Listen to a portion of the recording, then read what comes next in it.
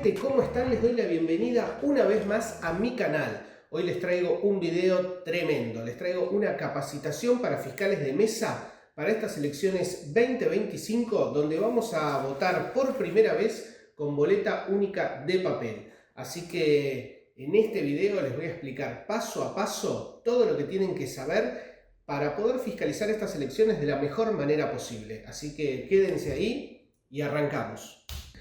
Bueno, como ustedes saben, esta elección nacional 2025 va a tener algunas características únicas respecto a lo que venimos viviendo y a lo que estamos acostumbrados hasta ahora, porque tenemos una nueva forma de votar. Se trata de la boleta única de papel. ¿Sí? Se terminaron las boletas partidarias, donde cada fuerza política tenía su propia boleta en el cuarto oscuro, y ahora lo que vamos a tener es una sola boleta donde vamos a tener a todas las fuerzas políticas juntas. Y vamos a tener que elegir, marcando con una cruz, cuál es la opción que queremos votar. En el caso de la provincia de Buenos Aires, la elección es solamente de diputados nacionales. Así que vamos a tener a todas las fuerzas políticas y un solo cargo para elegir, ¿sí? Con lo cual, algunos aspectos van a ser más fáciles, van a ser más simples, pero en otros aspectos se va a complicar bastante la cosa. Entonces, acá yo les voy a explicar el paso a paso de cómo fiscalizar con esta nueva forma de votar.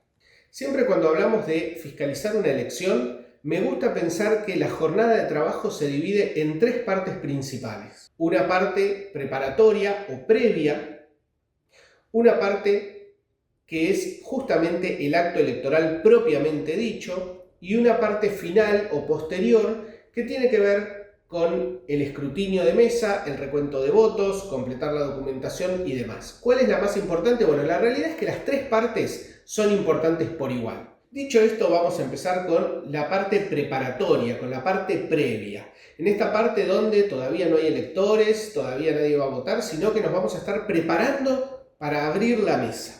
Y acá hago una aclaración. Yo siempre hablo en plural. Digo, vamos a abrir la mesa, vamos a preparar el cuarto oscuro, vamos a completar la documentación, vamos a contar los votos. Hay algo que tenemos que tener en cuenta. Los fiscales, las fiscales, no somos autoridades de mesa, sino que nos limitamos a controlar todo lo que ocurre durante el acto electoral. ¿Qué significa esto? Esto significa que si bien hay documentación que también la completamos los fiscales e intervenimos en algunas acciones, siempre son las autoridades de mesa quienes llevan adelante el comicio. Por lo tanto, como fiscales no podemos ni ponernos a hablar con los electores, ni ponernos ahí a completar documentación que le corresponde a las autoridades de mesa. Nuestra función es la de velar por los intereses de la fuerza política que representamos y controlar la transparencia del acto electoral. Pero quienes llevan adelante estas acciones son las autoridades de mesa. Esto no tenemos que confundirnos para no caer nosotros en algunas acciones que no tengamos que hacer, y también para no permitir que ningún fiscal se quiera pasar de listo y termine complicando la tarea de las autoridades de mesa. Como este año vamos a votar con un elemento nuevo, lo que yo recomiendo es que tengamos bien aprendido cómo es este instrumento, cómo es la boleta única de papel, ¿sí? Que la tengamos bien en cuenta, sepamos ver cada parte, reconocer cada parte y entender cómo funciona. Y esto nos va a facilitar muchísimo la tarea de fiscalizar. Lo primero que hay que ver y hay que destacar es que hasta ahora estábamos acostumbrados a que la boleta partidaria, la boleta clásica, hasta las personas incluso la llevaban en el bolsillo, la llevaban desde su casa, o los partidos políticos las repartían y podían tener acceso a la boleta antes de la elección. Con la boleta única de papel esto se termina, porque el único voto válido es el que se emite con la boleta que corresponde a esa mesa donde ustedes van a votar. Y digo esto, que esto es importante, porque si miramos la boleta trae impreso cuál es el distrito, la sección, el circuito y el número de mesa. Es decir, que no se pueden intercambiar boletas con mesas ni nada por el estilo. La autoridad de mesa va a tener un talonario donde va a contar con todas las boletas únicas de papel correspondientes para esa mesa en particular, y van a estar identificadas con un número de mesa. Por eso es tan importante que ese talonario no lo perdamos de vista en ningún momento. Además, fíjense que la boleta, como les decía antes, va a tener las fuerzas políticas agrupadas en columnas y el cargo que se elige. Y tiene un recuadrito donde el elector o la electora pueden hacer una marca. La marca puede ser cualquiera, pueden hacer una cruz, pueden tachar, pueden hacer un tilde, pueden hacer un círculo, indicando cuál es la fuerza política de su preferencia a la cual le dan el voto. Es importante entonces que sepamos reconocer rápidamente las distintas partes de la boleta y sobre todo cómo están identificadas cada una de las fuerzas políticas. Por el otro lado, la boleta va a tener un pequeño instructivo, va a tener indicado cuál es el distrito al que corresponde, va a tener un recuadro para la firma de la autoridad de mesa y después van a tener unas líneas punteadas para indicar cuáles son los dobleces necesarios que hay que hacer, porque recordemos que con la boleta única de papel no hay sobres, sino que la boleta se dobla de forma tal que se convierte en su propio sobre. Bien, dicho esto, arranquemos con el instructivo de cómo fiscalizar. Vamos a empezar, por supuesto, con la parte previa, con los actos preparatorios. Yo siempre aconsejo llegar temprano al colegio. ¿Por qué? Porque llegar temprano al colegio nos va a permitir varias cosas. En principio, poder acomodarnos con tiempo, poder supervisar desde el minuto cero que llega el material electoral, la urna, los padrones, las boletas y demás, poder supervisar que todo se arme bien, y además nos va a empezar a permitir conocernos un poco con las autoridades de mesa y con los que van a compartir todo el día con nosotros, que son los y las fiscales de las demás fuerzas políticas. Y esto es importante. A mí me gusta decir algo.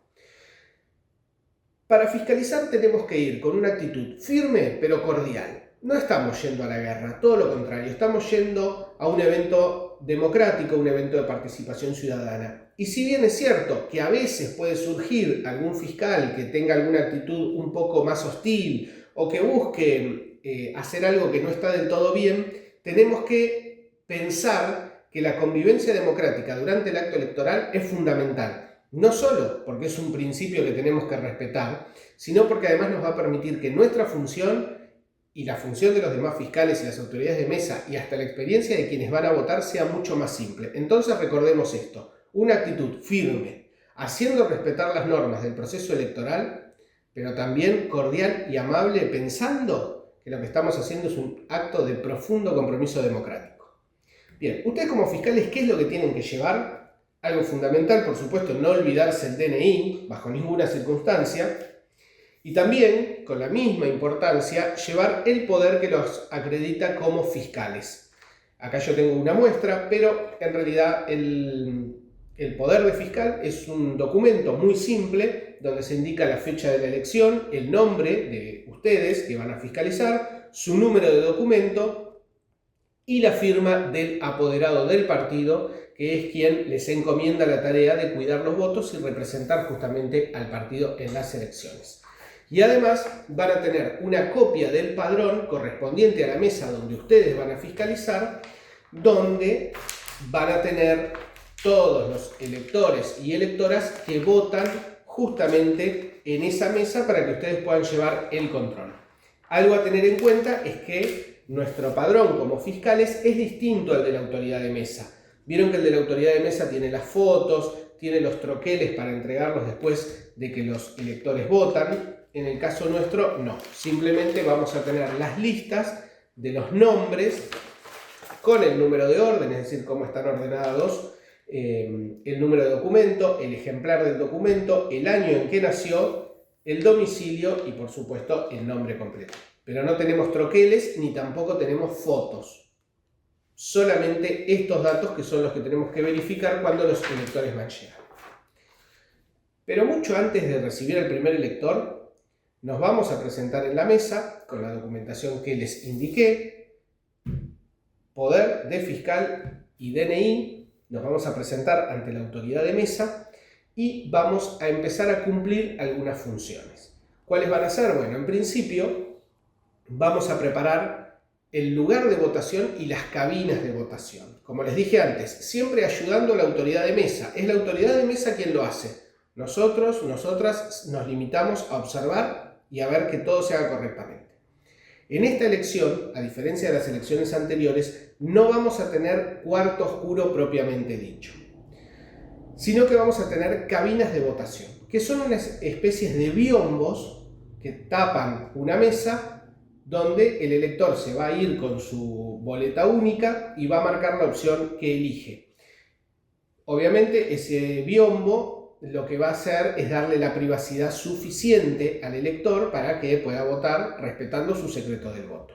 ¿Cuáles son las características particulares de esto? Bueno, recuerdan ustedes que en elecciones anteriores el aula era el cuarto oscuro y las mesas se armaban en el pasillo. Bueno, en este caso particular, las mesas se van a armar también adentro del aula y se van a armar hasta 2 cabinas de votación que van a funcionar simultáneamente. ¿Esto cuál es el objetivo? Que puedan votar 2 personas al mismo tiempo. Por supuesto, al tener más personas al mismo tiempo votando, vamos a tener que tener mucho más cuidado en todo lo que ocurre, ¿sí? Y además, esas cabinas de votación tienen que estar a la vista de las autoridades de mesa y los fiscales. Es decir, desde donde vamos a estar sentados, tenemos que poder ver esas cabinas de votación. Lógicamente tenemos que poder ver las cabinas, no lo que está votando la persona. Tenemos que tener mucho cuidado de que se mantenga el secreto del voto dentro de estas cabinas. Además, en el aula, por supuesto, vamos a sacar cualquier cartel partidario, cualquier instrumento con símbolos partidarios, pero en esta oportunidad se van a colocar carteles provistos por la justicia electoral donde van a figurar las listas completas de candidatos. ¿Por qué? Porque en las boletas únicas de papel solamente aparecen los 5 primeros nombres. Entonces, en lugares visibles se van a poner afiches que contengan las listas completas de cada una de las fuerzas políticas. Una vez que terminamos de armar las cabinas de votación y las mesas y demás, vamos a preparar la urna, donde vamos a verificar que la urna adentro no tenga nada, la vamos a cerrar, se va a cerrar con unas bandas autoadhesivas similares a estas, donde vamos a tener la firma del presidente de mesa y también vamos a firmar los fiscales, ¿sí? Esto se pone sobre las urnas para que quede perfectamente sellada durante todo el transcurso del comicio.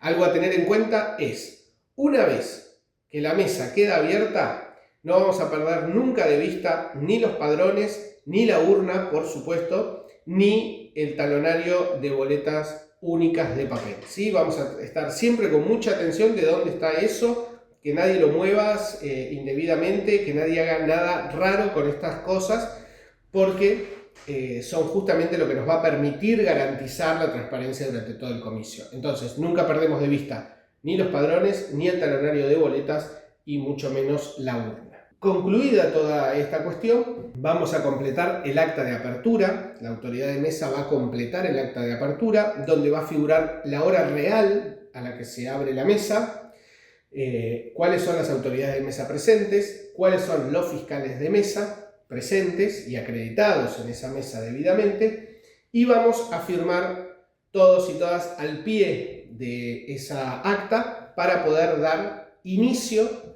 al comicio propiamente dicho y empezar a recibir, por supuesto, a los primeros electores. Una vez que tenemos la mesa abierta y todo listo, ya estamos en condiciones de recibir al primer elector. Vamos a hacer una cronología de cómo serían los distintos pasos para que el elector pueda votar y después vamos a ir viendo las situaciones y las cuestiones que se pueden presentar y cuál es la forma de resolverlas. El elector se va a acercar a la mesa y le va a entregar a la autoridad de mesa, al presidente, su DNI. ¿Quién va a decir los datos de esta persona en voz alta? Nosotros vamos a buscar esos mismos datos en nuestro padrón para verificar que sean correctos. Generalmente, el primero que encuentra a la persona en el padrón suele decir el número de orden, entonces es mucho más fácil, ya directamente lo buscamos por el número. Bien, bueno, una vez que identificamos a la persona, nos fijamos que los datos de su DNI coincidan con los de nuestro padrón. En caso de que todos los datos sean correctos, la autoridad de mesa lo que va a hacer es tomar del talonario de boleta única de papel, una de ellas la va a separar, la va a cortar y además la va a firmar. Ojo con esto, porque veníamos con la costumbre, por el viejo sistema de votación, que los sobres los firmaban tanto las autoridades de mesa como los fiscales. Bueno, en este caso de la boleta única de papel, solamente lleva la firma de la autoridad de mesa, no de los fiscales. Esto es algo que tenemos que tener en cuenta porque es una gran diferencia y que puede llegar a generar cierta duda. Pero acá está muy claro, solamente dice firma del presidente de mesa. Por lo tanto, el presidente de mesa va a firmar la boleta única de papel y se la va a entregar al elector junto con una lapicera. El elector va a ir a la cabina de votación y ahí va a elegir la opción, la fórmula, la fuerza política que desea votar. Y lo va a marcar o con una cruz, o llenando el casillero, o con un tilde, o rodeándolo con un círculo, como sea. Una vez que elige la opción que quiere votar, va a doblar la boleta siguiendo las instrucciones que aparecen del otro lado. La va a doblar una vez y la va a doblar una segunda vez. Es importante que cuando la dobla tiene que verse de un lado la firma del presidente de mesa y del otro lado el distrito al que se corresponde la boleta. Va a volver a la mesa, va a mostrar a la autoridad de mesa y a los fiscales la firma y el distrito y va a poner la boleta dentro de la urna. Hago hincapié en esto, no hay más sobres, sino que la boleta de alguna manera queda doblada como su propio sobre. Esto va a la urna, el presidente de mesa le va a dar el padrón para que lo firme, va a cortar el troquel y se lo va a entregar junto con su DNI, restituyéndoselo, y ya el elector va a poder irse tranquilo sabiendo que ha ejercido su derecho al voto. Estos son los pasos para votar con la boleta única de papel. Recordemos que está prohibido por ley sacarle fotos a la boleta única de papel al momento de votar. En el caso de que el elector al momento de completar la boleta única de papel se equivoque o se le rompa o ocurra cualquier cosa que necesite una nueva, lo que va a hacer es acercarse con su boleta única de papel nuevamente a la mesa y la autoridad de mesa va a tomar esa boleta, la va a poner en la medida de lo posible, tratando de, si hay alguna marca o algo, mantener el secreto del voto, y la va a poner en un sobre que se llama sobre acta, donde va a hacer figurar las circunstancias del cambio de boleta y le va a dar una nueva boleta al elector para que pueda ejercer debidamente su derecho al voto, y esto va a quedar separado. Ahora bien, hay algunas cosas que tenemos que tener bien en claro. Lo primero que tenemos que preguntarnos es ¿quién puede votar? Y esta tiene una respuesta muy simple. Para poder votar necesitamos presentar documento habilitante y estar incluidos en el padrón. Es muy importante que tengamos en cuenta algo. En la mesa solamente votan las personas que figuran en el padrón y presentan el documento habilitante.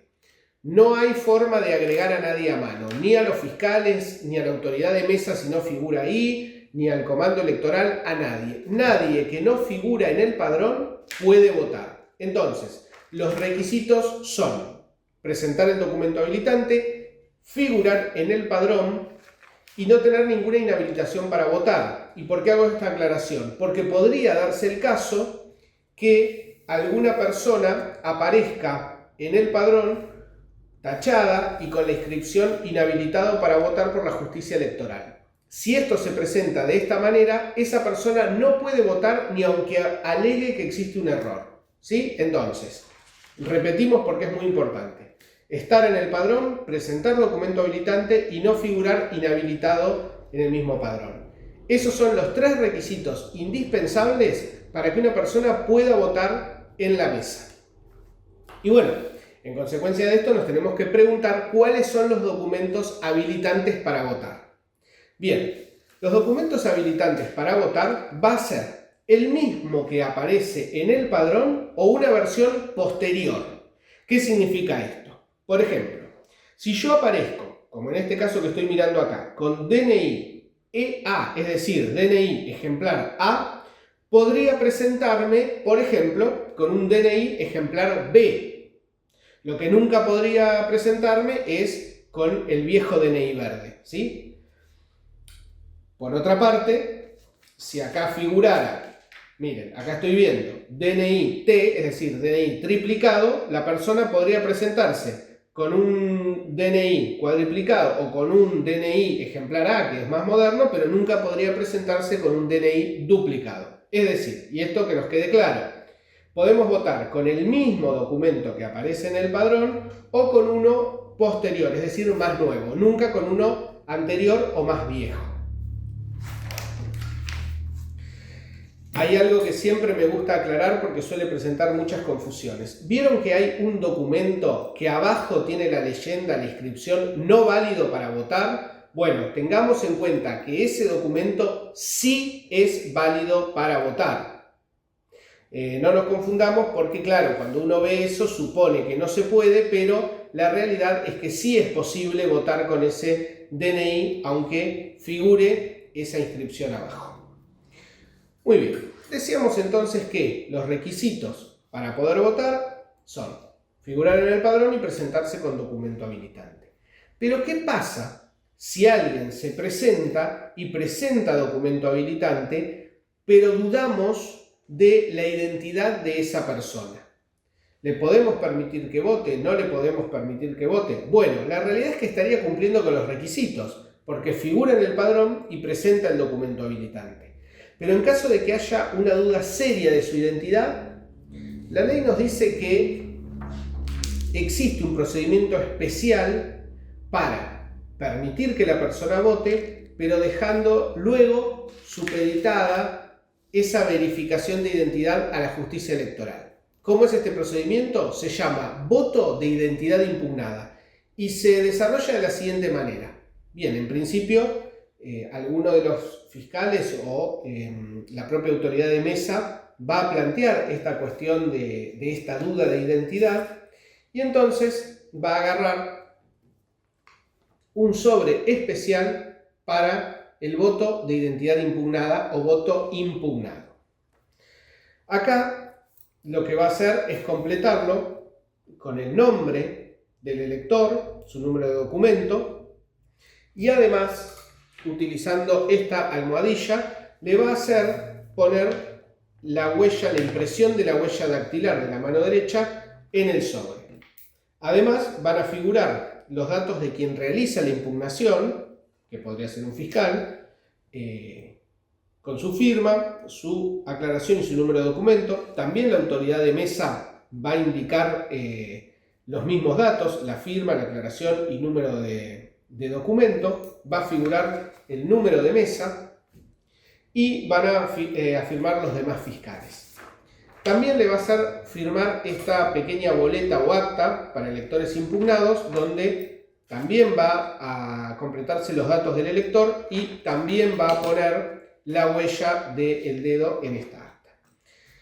Con este sobre y esta acta le va a entregar la boleta única de papel. ¿Y qué es lo que va a hacer el elector? Bueno, se va a ir a la cabina de votación, va a ejercer la opción de voto que desee, que crea que es la que quiere elegir, va a doblar la boleta y la va a poner dentro de este sobre,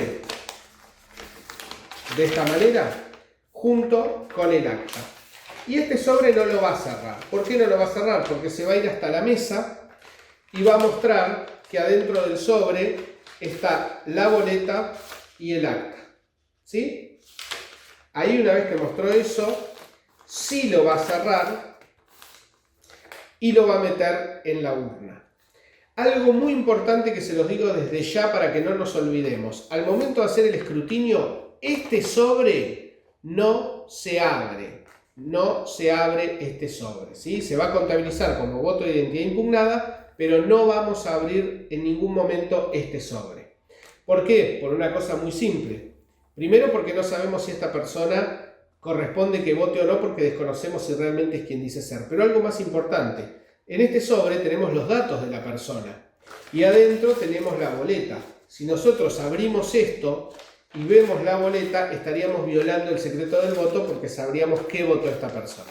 Entonces, en atención a este secreto y a este derecho, este sobre se va a contabilizar como voto impugnado, pero no lo vamos a abrir al momento del escrutinio.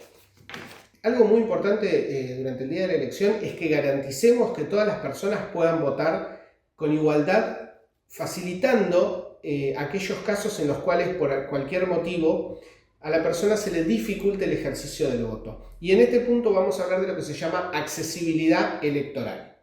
¿A qué nos referimos cuando hablamos de esto? Bueno, a crear las condiciones para que la persona pueda votar de la mejor manera posible, pese a alguna barrera que pudiera encontrar para ejercer este derecho.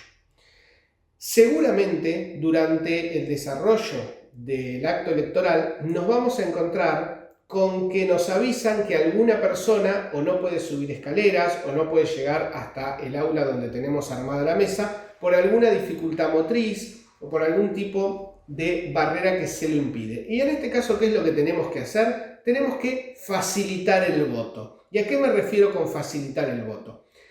Bien, si alguien necesitara votar y no pudiera acercarse hasta nuestra mesa, lo que vamos a tener que hacer es acercarle la mesa a esa persona. ¿Y cómo vamos a hacer esto? Bueno, nos vamos a llevar los padrones, la autoridad de mesa se va a llevar su padrón, se va a llevar el talonario de boletas únicas de papel, se va a llevar la urna también y nos vamos a ir hasta la cabina de votación accesible, que es una cabina de votación que se arma lo más cerca de la entrada al establecimiento que sea posible.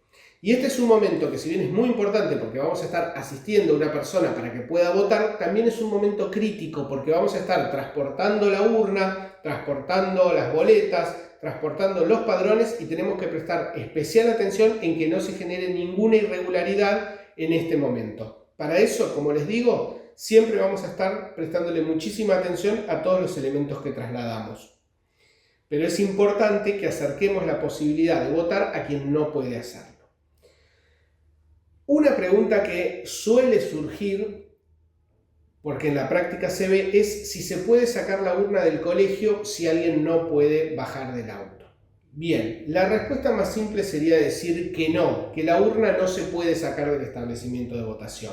Pero también es muy cierto que se ha hecho una práctica totalmente habitual hacerlo en el caso de que la persona no pueda no acercarse a la mesa, sino ya siquiera poder acercarse a la entrada del establecimiento. Insisto, esto no es lo técnicamente correcto, pero es algo que se ha convertido en una costumbre para favorecer la vida democrática y entonces suele hacerse. Yo lo que aconsejo en este caso es, si venimos prestando mucha atención, redoblar la atención que prestamos porque vamos a estar sacando la urna de dentro del colegio. Y por supuesto, decirle a la autoridad de mesa que pida asistencia a las fuerzas de seguridad para controlar que no pase nada que no tenga que pasar.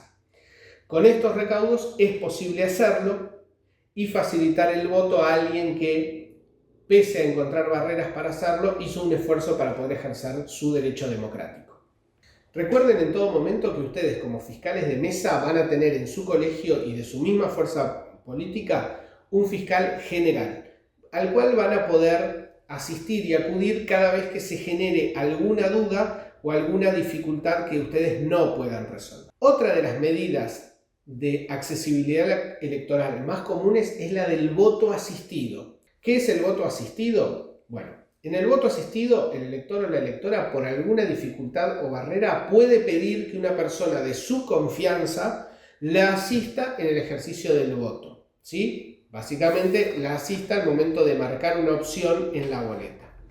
Con lo cual, la persona la va a acompañar a la cabina de votación. Acá hay algo importante. Tenemos que recordar que esa persona tiene que ser mayor de 18 años y va a dejar su DNI para que la autoridad de mesa tome nota de su identidad. En el caso de que la persona no asista al colegio o no cuente con una persona de su confianza, va a poder ser asistida por la autoridad de mesa. Lo que nunca va a poder pasar es que sea asistida por alguno de los fiscales partidarios. En el padrón se va a dejar constancia de la identidad de la persona que la acompaña y va a poder asistir en la cabina de votación al elector o a la electora para que puedan ejercer el voto de la mejor manera posible. Llegada a las 18 horas es momento de cerrar el acto electoral, pero cuidado con algo. A las 18 horas se van a cerrar las puertas del colegio, ¿sí? Como ustedes bien saben, el día de la elección se extiende desde las 8 de la mañana hasta las 6 de la tarde, hasta las 18 horas. A las 18 horas vamos a cerrar las puertas del colegio, pero todas las personas que estén aún esperando para votar, se les va a entregar un comprobante y la mesa va a tener que permanecer abierta hasta que vote el último elector o electora que haya estado antes de las 18 esperando para votar. Pero bien, supongamos que ya han votado todas las personas que estaban esperando en nuestra mesa, han llegado a las 18 horas, nunca y bajo ninguna circunstancia la mesa se puede cerrar antes de las 18 horas. Entonces, ya siendo el horario indicado y habiendo votado todas las personas que estaban esperando, vamos a pasar a la tercera y última parte del acto electoral o del día de fiscalización, que es el cierre del acto electoral, donde vamos a poder contabilizar los votos, realizar el escrutinio provisorio o escrutinio de mesa y saber cuál es el resultado de nuestra mesa. Y este es un momento muy importante, porque además de todo esto tenemos que pensar que estamos desde temprano, prestando mucha atención, estamos con cansancio, pero acá tenemos que reactivar toda la energía porque se viene un momento crucial donde nada puede salir mal. Lo primero que vamos a tener que saber es cuántas personas votaron en la mesa. Para eso, la autoridad de mesa va a contar los electores en su padrón. Y nosotros vamos a hacer lo mismo. Yo siempre recomiendo que durante el acto electoral, a medida que la gente va votando, vamos anotando para que después sea más fácil el conteo. Pero vamos a contabilizar nuestro padrón, la autoridad de mesa va a hacer lo propio en el suyo y vamos a saber cuántas personas votaron. Atención acá. Ustedes van a tener este documento que se llama certificado de escrutinio, ¿sí? Donde vamos a plasmar los resultados de nuestra mesa y va a llevar las firmas necesarias para certificar cuál fue ese resultado. Pero de esto vamos a hablar dentro de un ratito nada más. Primero vamos a ver algunas cositas a tener en cuenta. La autoridad de mesa va a tener también un certificado de escrutinio, pero va a tener además dos documentos casi idénticos que son el acta de escrutinio y el telegrama de escrutinio. Y además va a tener un afiche borrador donde va a poder ir anotando los resultados provisorios que vayan saliendo del conteo de votos. Una recomendación que yo siempre doy es, antes de empezar con el escrutinio, no olvidarse de anotar en la parte correspondiente el número de circuito y el número de mesa. Esto va a permitir identificar perfectamente cuáles son los resultados. Y aconsejo hacerlo antes y prestar mucha atención porque a veces en el apuro solemos olvidarnos. Bien, entonces en el certificado de escrutinio vamos a completar la cantidad de electores que han votado, es decir, el número que contabilizamos recién. Vamos a suponer que votaron 250 personas. Después vamos a proceder a abrir la urna, y acá vamos a tener mucho cuidado, vamos a proceder a abrir la urna y a sacar una a una las boletas únicas de papel y a contar la cantidad, ¿sí? Solamente la cantidad. Y como vengo diciendo, yo digo, vamos a hacerlo. Ojo, esto lo hace la autoridad de mesa y los fiscales vamos a estar ahí, observando, mirando todo, pero sin tocar nada. Las únicas personas autorizadas para manipular las boletas únicas de papel, es decir, los sufragios emitidos, son las autoridades de mesa. Nosotros y los demás fiscales no tenemos que estar metiendo en ningún momento la mano ahí. Bien, vamos a sacar entonces, o la autoridad de mesa va a sacar una a una las boletas y vamos a contar cuántas hay. Antes de contar los votos, vamos a contar cuántas boletas tenemos. Una vez que hicimos esto, vamos a anotar la cantidad de boletas en la urna. Supongamos que en este caso también son 250 y es lo que debería ser. Pero atención, podría darse el caso que por algún error haya alguna diferencia entre la cantidad de boletas y la cantidad de electores. Entonces, en ese caso tendríamos que anotar la diferencia. La ley electoral lo que nos dice es que una diferencia de hasta 5 boletas en más o en menos son aceptables. Si la diferencia entre boletas y electores es de 5 o más, esa mesa será después pasible o existiría la posibilidad de impugnarla o anularla. Pero hasta 5 podemos continuar con el procedimiento normalmente. Y finalmente vamos a anotar en el cuadro correspondiente la diferencia. En este caso es 0. Posteriormente, la autoridad de mesa va a anotar cuáles son, o cuántas son, mejor dicho, la cantidad de boletas únicas de papel sin utilizar. Esto lo hace porque el talonario que tiene una cuenta regresiva, un cuadro de cuenta regresiva donde nosotros vamos a poder ver cuántas se utilizaron y cuántas quedaron sin utilizar. Supongamos que en este caso han quedado sin utilizar 98. Entonces vamos a completar siempre con 3 dígitos 0,98. Muy bien. Y después vamos a anotar la cantidad de boletas reemplazadas. ¿Cuáles son las boletas reemplazadas? Aquellos casos en los cuales el elector se equivocó y se le tuvo que dar una nueva boleta. En este caso vamos a suponer que fueron 2.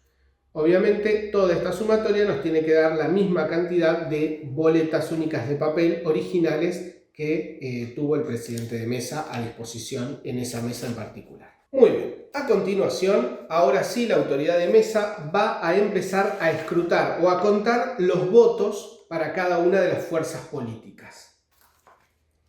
En este caso lo que va a hacer abrir la boleta, mirar dónde está puesta la cruz y decirlo y exhibirlo en voz alta. Por ejemplo, en este caso sería un voto para Fuerza Patria.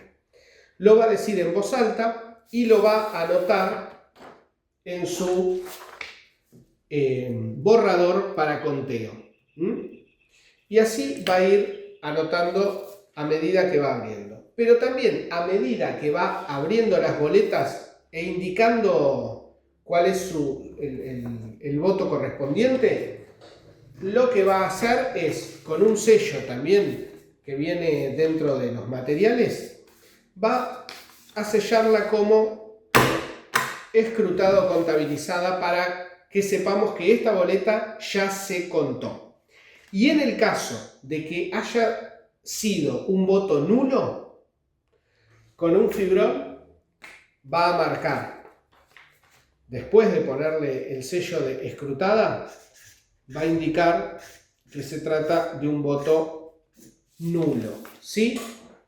Para que, en caso de que exista apertura de urna, se pueda cotejar perfectamente cuáles son los votos que la mesa estimó corresponder como válidos y cuáles son los que estimó que corresponden clasificarse como nulos. Y digo clasificarse, vamos ahora a algo que lo tienen que saber muy bien y es la clasificación de votos. Empecemos por cuáles son los votos válidos. Los votos válidos afirmativos son aquellos emitidos en boleta única oficializada donde esté claramente identificada la voluntad del elector mediante cualquier tipo de marca dentro del casillero correspondiente. En el caso de votos válidos afirmativos, el elector marca una opción electoral para la casilla de cargos respectiva. La marca puede sobrepasar el respectivo casillero sin que ello invalide la preferencia y siempre va a tener que prevalecer en todos los casos un criterio amplio a favor de la voluntad del elector. Por su parte también tenemos los votos en blanco, donde el elector no marca ninguna preferencia electoral, es decir, la boleta no tiene ninguna marca. Vamos ahora a pensar cuáles son los votos nulos. Los votos nulos son aquellos que son emitidos mediante una boleta única no oficializada o el emitido mediante una boleta oficializada pero que contiene 2 o más marcas en distintas agrupaciones políticas, ¿sí? Es decir, marcó 2 casilleros o 3 casilleros o todos los casilleros. También va a ser emitido con una boleta única en la que se hubiese roto alguna parte, pero solamente si esa rotura impide establecer cuál es la opción elegida por el elector. En el caso de que se pueda identificar cuál es la opción, el voto va a ser válido. También va a ser nulo el voto emitido en una boleta única oficializada en la que aparecen inscripciones, imágenes o leyendas de cualquier tipo, distintas obviamente a la marca de la opción electoral, es decir, le escribe algo a la boleta.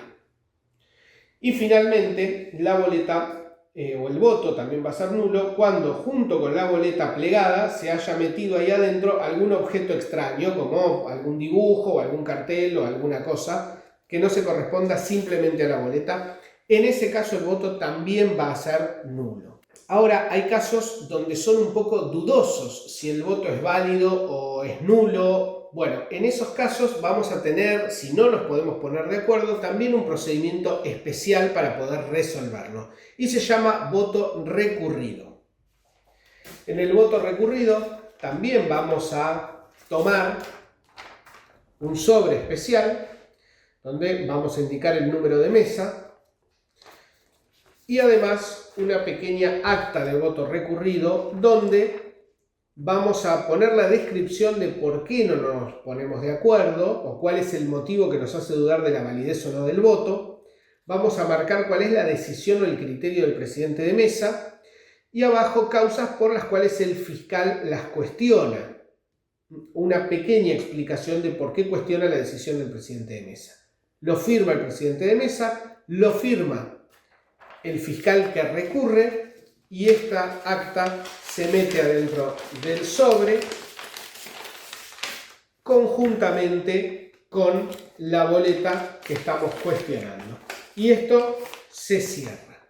¿A qué partido o a qué fuerza política se le va a adjudicar este voto? A ninguna. Se va a anotar en una parte especial del certificado de escrutinio. Tanto los votos nulos como los votos en blanco como los votos recurridos se van anotando en este afiche borrador, que nos va a permitir un conteo un poco más limpio. Una vez que tenemos todo determinado, vamos a completar el certificado de escrutinio. En principio va a completar la autoridad de mesa las actas y su propio certificado, y nosotros ahí vamos a supervisar que los datos que va a completar la autoridad de mesa en su documentación sea realmente la que surgió como resultado del escrutinio. Acá tenemos que prestar mucha atención. Y nosotros vamos también posteriormente a completar nuestra propia documentación, nuestro propio certificado de escrutinio. Como ustedes ven, vamos a tener las fuerzas políticas ordenadas de la misma manera que aparecen en la boleta única de papel. Y vamos a ir completando los votos o la cantidad de votos que obtuvo cada fuerza electoral. Al final vamos a anotar los votos sumados de todas las fuerzas electorales en conjunto. Vamos a anotar abajo los votos nulos, vamos a anotar abajo los votos recurridos, vamos a anotar abajo los votos de identidad impugnada. Tanto los votos recurridos como los votos de identidad impugnada se van a guardar en un sobre especial que se llama sobre número 3, y esto va a ir a la justicia electoral para que posteriormente verifique la validez o no de los votos contenidos acá. Vamos a anotar también los votos en blanco y finalmente el total de votos. El total de votos en la última columna tiene que ser la suma de los totales, ¿sí? La suma de los totales tiene que coincidir con la cantidad de boletas únicas utilizadas. Lógicamente, porque cada boleta única de papel que sacamos de adentro de la urna va a ser o un voto válido, o un voto nulo, o un voto en blanco, o va a estar recurrido, o va a ser un voto de identidad impugnada, ¿sí? Pero todo lo que sale dentro de la urna se tiene que contabilizar acá de alguna manera. Como les decía, recuerden que los sobres de votos de identidad impugnada no se abren. Bueno, una vez que completamos todo esto, lo vamos a hacer que lo firme el presidente de mesa. Si hay vocales, los vamos a hacer que lo firmen los vocales. Lo vamos a firmar nosotros y le vamos a pedir a los fiscales de las otras fuerzas políticas que también nos firmen nuestro certificado de escrutinio. Y los demás fiscales también nos van a pedir a nosotros que le firmemos sus certificados. Atención con esto, porque cuando firmemos un certificado de escrutinio, miremos que lo que estamos firmando tenga los datos correctos. No firmemos cualquier cosa. Y me gusta hacer especial hincapié en que podemos tener todas las firmas de todos los fiscales, pero la firma que es irreemplazable es la de la autoridad de mesa. Este certificado de escrutinio, si no cuenta con la firma de la autoridad de mesa, no nos sirve. Así que por favor tengamos muchísimo cuidado con este punto en particular. No nos puede faltar la firma de la autoridad de mesa. Bien, concluido esto, la autoridad de mesa va a seguir con algunos procedimientos que tienen que ver con completar el telegrama. Siempre vamos a verificar que los datos que se van trasladando de un acta a un telegrama o un certificado sean los correctos. Y después va a prepararse para preparar el material de la manera correcta para que se lo lleve el correo. Ya sobre esto, si bien podemos supervisarlo, no tenemos participación, pero sí vamos a tener participación en completar las actas de cierre, donde también van a llevar nuestras firmas y tenemos que corroborar que todos los datos sean correctos y sean reales reflejos de lo que ocurrió durante el día. Y con esto han concluido la importante tarea de fiscalización. Bueno, espero que les haya gustado este video. Fue largo, pero tienen todo lo que necesitan para fiscalizar de la mejor manera posible el domingo 26 estas elecciones con boleta única de papel. Así que les agradezco que se hayan quedado hasta acá y si les gustó el video, denle like, compartan y suscríbanse al canal porque siempre estoy subiendo de este tipo de contenido y del contenido que a ustedes les interesa relacionado con las elecciones y la vida política de nuestro país. Así que muchísimas gracias y nos vemos en el próximo video.